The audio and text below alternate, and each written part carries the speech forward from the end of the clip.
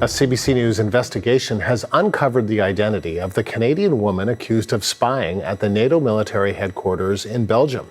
The woman had previously held positions in this country with multiple federal agencies. Jonathan Gatehouse has more on her work history and the questions it's raising about Canada's security screening process. Her legal name is Biwei Zhang. She also goes by the first names Claire and Katina. She's in her early 30s and she recently graduated with a master's in computer science from the University of Ottawa, specializing in artificial intelligence. She speaks English and French and Mandarin, and her resume lists a series of jobs with high-profile organizations over the past decade, and that includes the World Trade Organization in Geneva and the European Space Agency in Italy. She's also worked for the Canadian Space Agency as a systems engineer in the Satellite Operations Department, and before that as an economist with Stats Canada. But it's her most recent position as an intern at SHAPE, which is NATO's military headquarters near Mons, Belgium, that led to her arrest last week on charges of espionage and belonging to a criminal organization.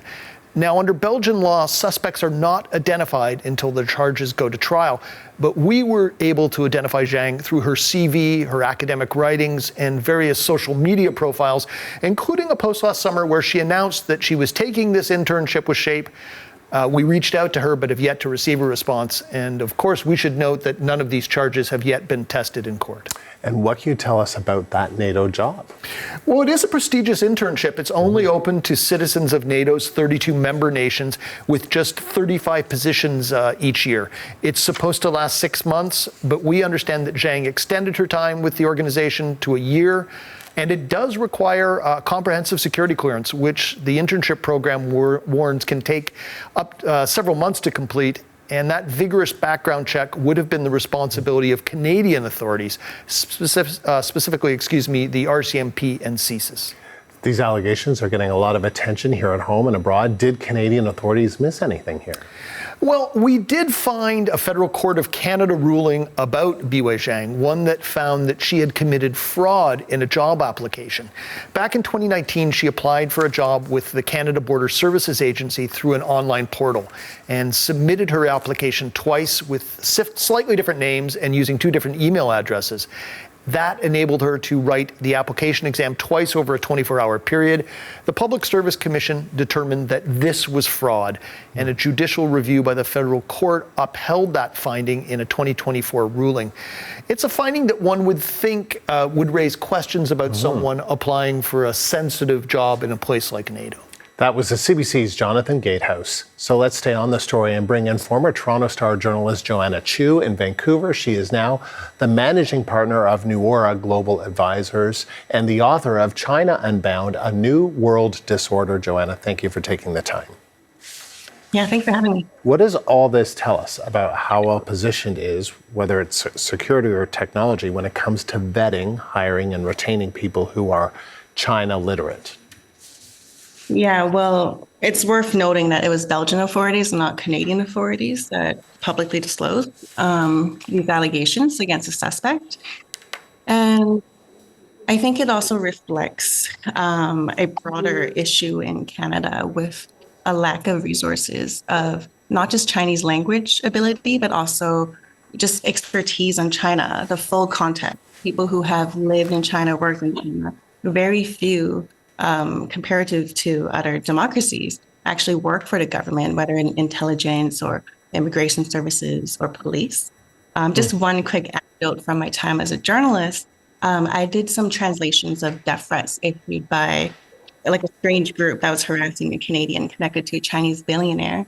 And Surrey RCMP actually thanked me for doing the translation from Chinese to English, disclosing that they didn't have enough resources within their RCMP detachment to do that translation. So that's just one indication why more resources are needed. You know, I mean, some people might find that surprising. I mean, there is a sizable Chinese-Canadian community in this country. How could it be that they just don't have enough resources, or there aren't enough people working in government or working in some of these agencies? Yeah, speaking with people who are current and former CSIS staff and people who work for Global Affairs Canada, for example, it seems like there's a culture where there's high turnover and also kind of a lack of targeted recruitment that's appealing to people with these backgrounds, people with backgrounds who've worked in China, worked overseas, have the political kind of savvy and understanding. They tend to go into private sector, or they tend to just not be in Canada because overall, like, we're not very competitive for people with a lot of global understanding and education. You mentioned it was the Belgians who arrested the suspect and told us about the arrest. What more does that tell you? Well, before she had this internship, she had the ability to potentially gather intelligence at, two influential Canadian institutions. So I think, the Canadian public should hear from the government on whether she was flagged, maybe internally, maybe it didn't come to the point where, something had to be shared with the public. But I think some more transparency should be expected at this point. And also there is more tools that the government has and, CSIS and police have now after the foreign influence inquiry to do these investigations. But it's not clear whether the system is working to be able to flag these cases without profiling or any false accusations against people of Chinese background and heritage, which we don't want to end up doing. We don't know which may apply here, but what about the difference between espionage and influence activities? What are your thoughts on that? Yeah, it's very important to differentiate. So we know that foreign influence activities from the Chinese government is very widespread all over the world. And foreign influence can be both positive and negative. It could be offering Canadian politicians or influential individuals free trips or, cushy jobs. People have access to key technologies in Canada, for example. Or it could be negative. It could be taking advantage of people's family ties in China to coerce them to stop saying something, to stop speaking out, for example. But what's important to note is that this case should not be indicative that there is a widespread practice from the Ministry of State Security in China to recruit Chinese immigrants, people Chinese who are foreign nationals. There's no evidence that this is the case. China's intelligence services are as professional and sophisticated as many other large countries. And it's not like they're plucking students from Canadian universities who happen to have Chinese background. Of course, these allegations have to be proven in a court, but is this potentially a black eye on Canada's reputation in terms of the vetting and the screening? It definitely doesn't make Canada look great, but there's also, I would say, a culture of kind of secrecy and privacy in Canada, where even if CSIS knows something, it might not even share it with relevant government bodies. I know a lot of mayors and people in the government have spoken out about how hard it is to get intelligence briefings from CSIS. So whether it's missing any signs, if it's being guilty of anything, or if it's a case of not sharing, I think it does raise some questions about whether Canada's approach is something that, gives our allies trust that our approach is what will help, because there's espionage and all these issues go across borders. Technology issues. It's really not just one country's concern.